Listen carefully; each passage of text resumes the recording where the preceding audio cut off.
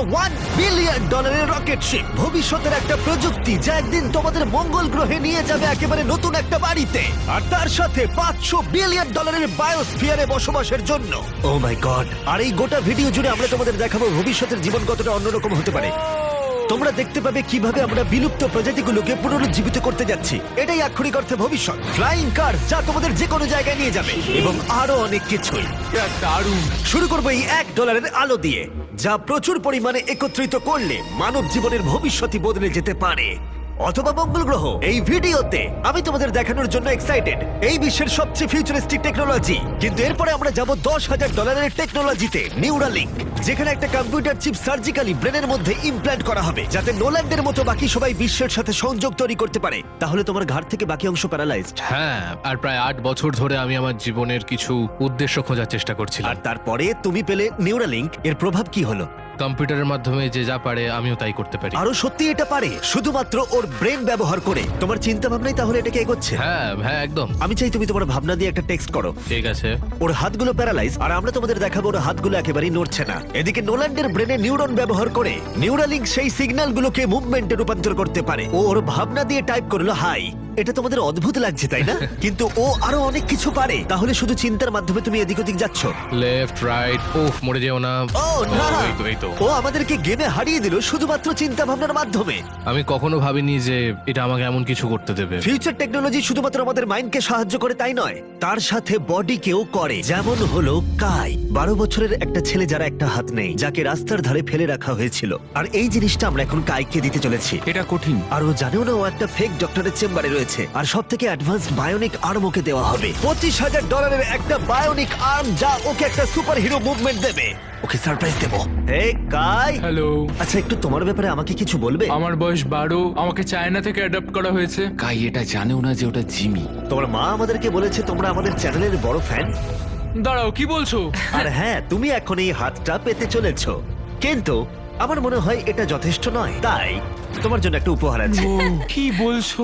এটা হলো এই বিশ্বের সবচেয়ে ফিউচারিস্টিক বায়োনিক আর্ম। তোমার মা আমাদের বলেছে তুমি খেলতে ভালোবাসো, অ্যাক্টিভ থাকতে চাও, তুমি যা চাও সেটাই যেন তুমি করতে পারো, সেটাও খুব এটা সহজে। সত্যি দারুণ। এই আর্মের স্পেশালিটি হলো এতে অনেক সেন্সর আছে। কিছু না টেনেই তুমি এটাকে ব্যবহার করতে পারবে, কারণ এর সেন্সর তোমার নার্ভগুলোকে ফলো করবে। ও, এটা দুর্দান্ত, তাই না? একদমই তাই। হাতটা মুঠো করো। ও, এটা একবার দেখো। এখানে একটা কাঠের টুকরো রয়েছে, এটাকে চেপে ধরো। এই তো, এটা দুর্দান্ত, তাই না? তুমি কি আমার সাথে হাত মেলাতে চাইবে? ও এটা দারুণ। খুব ভালো, এটা একবার দেখো। আর অবশ্যই তুমি যদি এই বিচ ফ্রেমিংটা না চাও, এটা তুমি খুলে দিতে পারো। না, তাহলে আমি এটা থাকবে না। রাখবো। এইটা আমার জীবনের সব থেকে ভালো দিন। সত্যি? মানে ও। আমি তোমার অনেক ভিডিও দেখেছি, তুমি সবাইকে অনেক সাহায্য করো। ভাবিনি আমিও সাহায্য পাবো। ঠিক আছে, খুব ভালো। অবশ্যই এই বায়োনিক আর্ম জীবন বদলে দেবে, কিন্তু এটা কিছুই নয় এই $1.5 ফ্লাইং কারের তুলনায়। তোমার কি মনে হয় এটা আমাকে হারিয়ে দেবে? ও হ্যাঁ, যদি কোনোভাবে তুমি যেত আমি তোমাকে $1 বিলিয়ন দেবো। আমি জিতলে তুমি আমাকে $1 মিলিয়ন দেবে? হ্যাঁ একদম। ও, তাহলে রেস শুরু করে দাও। আমরা এবার রেস করে দেখবো কোনটা বেশি দ্রুত, একটা ফ্লাইং কার নাকি একটা নরমাল কার। চলো তাহলে রেস শুরু করা যাক। ঠিক আছে। ও, আমাদের পাশেই ও উড়ে আছে। যাচ্ছে। কি? ও কি সমুদ্র পেরিয়ে যাবে এবার? হ্যাঁ, ও রাস্তার কোনো দরকার নেই। এটা চিটিং। যেহেতু এটা একটা ট্রু টেস্ট, সমস্ত ট্রাফিক আমাদের মানতে হবে। দেখো, স্টপ সাইনে আমাদের থামতে হবে। এবার আমরা যাব, কিন্তু এর পরিবর্তে ফ্লাইং কার সোজা বেরিয়ে যাবে। এটার কারণেই এর সম্পর্কে মানুষ ভবিষ্যতে ভাবছে ফ্লাইং কার সব সময়ই এগিয়ে থাকবে। দাঁড়াও, আমি ওকে দেখতে ও, পাচ্ছি। ওকে দেখো। দেখো, অর্ধেকটা চলে গেল। কি আমরা করে? সবাই শুরু করেছি মাত্র আমাদের এখন। তাড়াতাড়ি যেতে হবে। ভাবতে পারছো প্রতিদিন তোমরা কতটা সময় বাঁচাতে পারবে যদি তোমরা এইভাবে কাজ করতে পারো? কারণ তুমি গাড়ি চালানোর বদলে সোজা গাড়ি নিয়ে উড়ে আমি যাবে। 1 বছরে 1000 ঘন্টা বাঁচাবো। হয়তো 1 বছরও নয়। আমি হিসেব করে বলিনি। এই $1.5 ফ্লাইং কারের কোনো তুলনাই চলে না এই $1 বিলিয়ন রকেট শিপের সাথে, যেটা আমরা পরে দেখব। এটা তো সবে শুরু। এটা কি তাড়াতাড়ি এখানে চলে এলো? এদিকে এসো। ও ও গড, আমি ভুলে গেছিলাম আমরা পিছিয়ে আছি। জিমি এখন অনেকটাই পিছিয়ে রয়েছে। জিমি, আমার মনে হয় তোমার $1 মিলিয়ন গেল। হ্যাঁ, সৌভাগ্যবশত আমি বলিনি ও জিতলে আমি $1 মিলিয়ন দেব, বদলে ও বলেছে আমাকে $1 মিলিয়ন দেবে। আমাকে দেখতে হবে আমি যেন কাউকে ধাক্কা না মারি। আরে, ও তো চলে এসেছে। তুমি কতক্ষণ আগে এসেছো? 10 মিনিট। তুমি এখানে 10 মিনিট আগে এসেছো? ও মাই গড, এটার সম্পর্কে আমি জানি না, কিন্তু একদিন অবশ্যই এটা আমি চালাবো। আর যদি তুমি ভবিষ্যতের দিকে না তাকাও, তাহলে একবার এই জেট প্যাকটা ব্যবহার করে দেখতে পারো। এবার যার মূল্য হলো $500,000।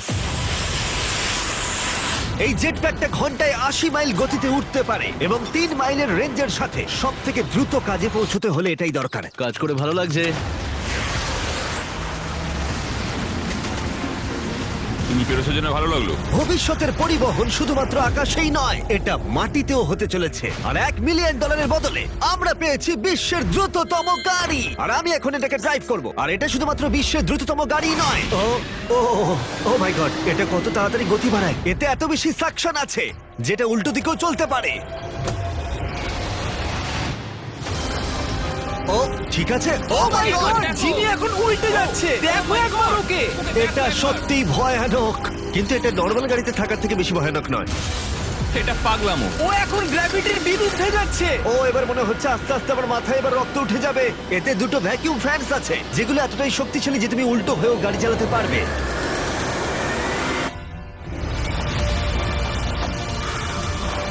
এটা খুব বেশি দূরে নয়।